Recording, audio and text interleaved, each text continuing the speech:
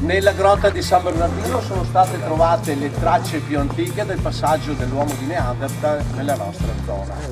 Questa è una bella storia che man mano che andremo avanti vi racconterò.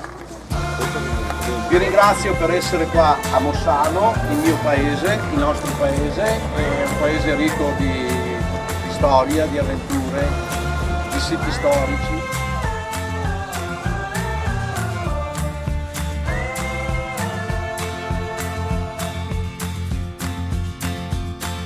Andiamo.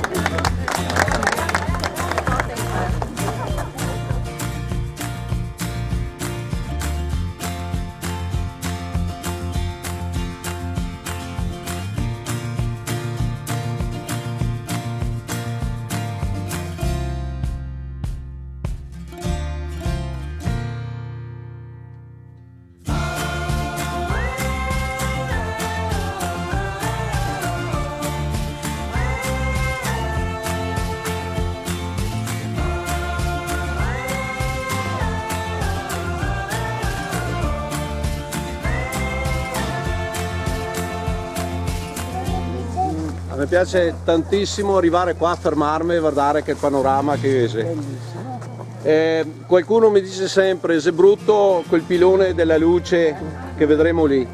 Quando ci arriveremo vicino poi vi racconterò la storia anche di quel pilone lì.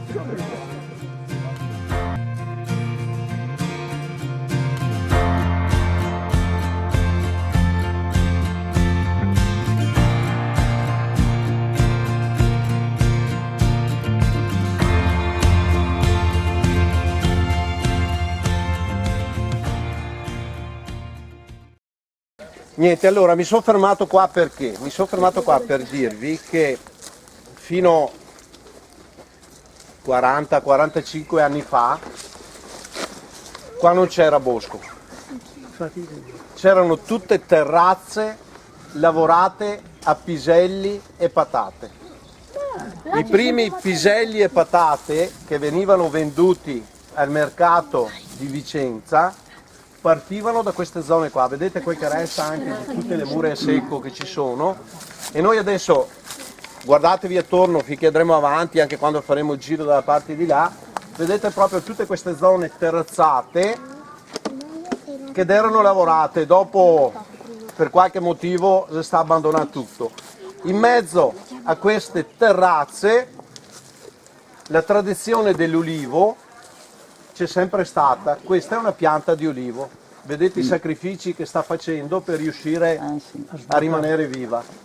Quest'anno abbiamo avuto anche l'autorizzazione da parte del proprietario di pulire tutto attorno in modo da dare un po' di vita, perché questa è una pianta che sicuramente qualcosa potrebbe raccontare, di sicuro. Sicuramente potrebbe raccontare qualcosa.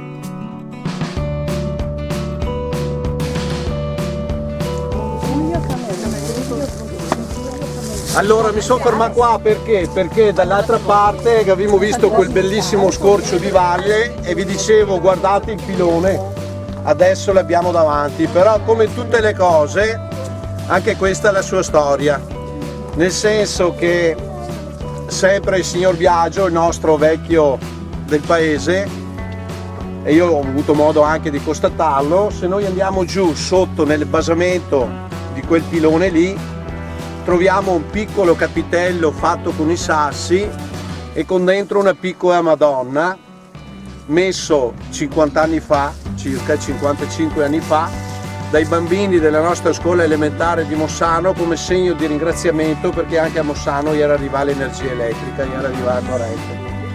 Quindi adesso è uno sbrobio vero e proprio, però non dobbiamo dimenticarci le nostre origini.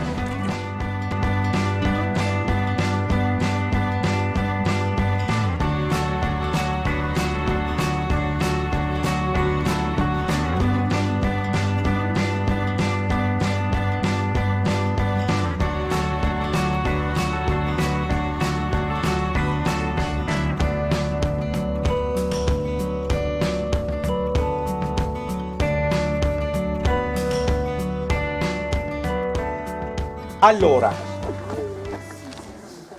grotta di San Bernardino, 1890, un allievo universitario qui delle nostre zone, un certo Ramiro Fabiani, che da noi è intitolata anche la scuola media di Barbarano Vicentino, lui a quel tempo era studente universitario a Padova, passa da questa zona e si accorge che gli operai di Villa Montruglio Camerini, che è quella villa che adesso è nascosta molto bene dalla vegetazione, ma noi la vedremo dal retro qua, la che vi vista venendo avanti, che villa lì, che erano proprietari di tutto questo terreno, avevano costruito una teleferica esattamente attaccata a quel gancio che vediamo sotto la finestra, quel gancio di ferro tuttora esistente, fino alla valle giù sotto in campagna, e stavano esportando tutto il materiale ferroso, praticamente tutto il terriccio che si trovava all'interno della grotta presso le loro culture. Perché? Perché questo terriccio formato in millenni di anni non aveva fatto altro che diventare un ottimo humus, quindi un ottimo fertilizzante per le loro colture. Entra nella grotta e si accorge che questi operai avevano messo da parte tutta una serie di ossa, di selci, che lui ha attribuito subito a appartenere all'era dell'uomo di Neanderthal. Riesce a far bloccare i lavori, a non far più scavare, ma il danno che è stato fatto è un danno immane, nel senso che per 30 metri di profondità, per 8 metri di larghezza e per 5 metri in profondità è stato esportato tutto il materiale ferroso, mettendo da parte i sassi come li vedremo tuttora, ma portando via tutto il terriccio. Quindi provate a pensare che valore abbiamo perso dal punto di vista della conoscenza, di come si muoveva, di come si comportava, di quali animali cacciava, abbiamo perso all'interno di questa grotta qua. Comunque riesce a far bloccare i lavori, a non fare più scavare, prende questo materiale, se lo porta a casa, lo cataloga e lo porta al Museo Civico di Vicenza. Lì rimane fino al 1959. Quando l'allora direttore del Museo di Vicenza, il signor Aldo Allegrazzi, che ho avuto l'onore di avere sua figlia non tanto tempo fa, che è venuta a visitare la grotta, esamina il materiale che si trova all'interno di questa scatola e rimane stupefatto anche lui, soprattutto dalla bellezza della lavorazione di alcune selci e di alcune ossa particolari che si trovavano al suo interno. E assieme al professor Broglio e al professor Leonardi decidono di fare un sopralluogo presso questa struttura.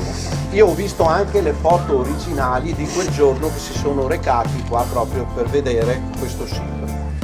Ma il professor Broglio, non so se qualcuno di voi lo conosce, nonostante la sua veneranda età, mi dice tuttora che rimasero molto delusi anche loro perché il danno che è stato fatto, ve l'ho detto, cioè un danno immane.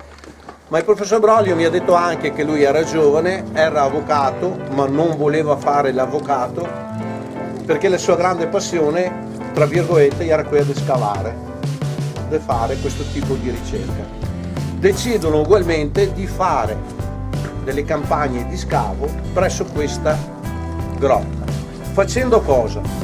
Sostenendo il muro con quella potrella marrone che vediamo tuttora, eliminando il muro nella parte sotto perché ha uno spessore di circa 2 metri e facendo una campagna di scavi dove c'è questa piazzola sotto al muro e appena di là del muro.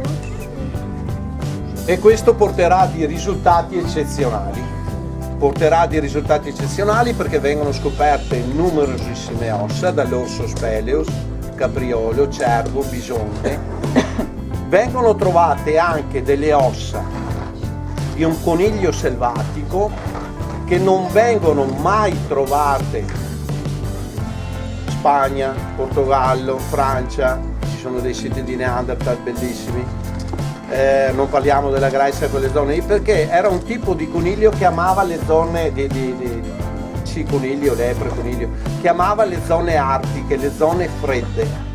Quindi fino ai confini della parte alta della Germania non ne vengono più trovati. In questa grotta vengono trovate anche queste ossa di questo coniglio selvatico.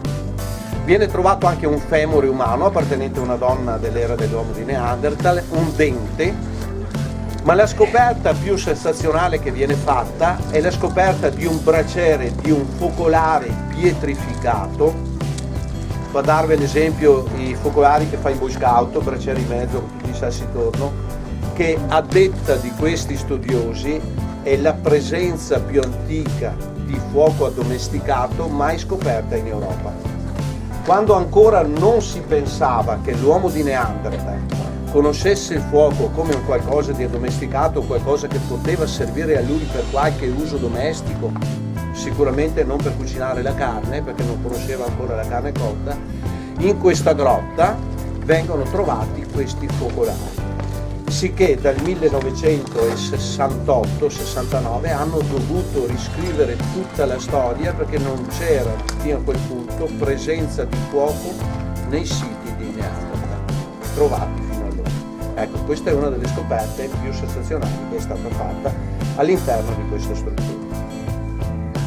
Andando un po' avanti negli anni, questa grotta diventa famosa per l'eccidio che c'è stato nel 1510, quando l'allora Lega di Cambrai assedia e conquista la città di Vicenza e poi decidono di portarsi giù verso questa zona qua.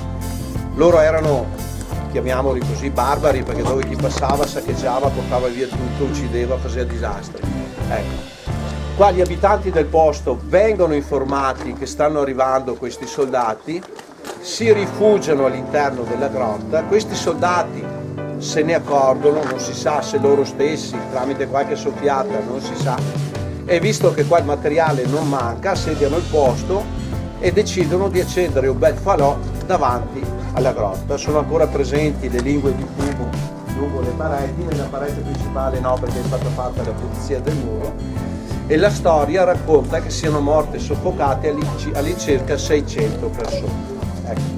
Questa è storia documentata, ne parla anche il Maccani sui scritti originali trovati a Venezia.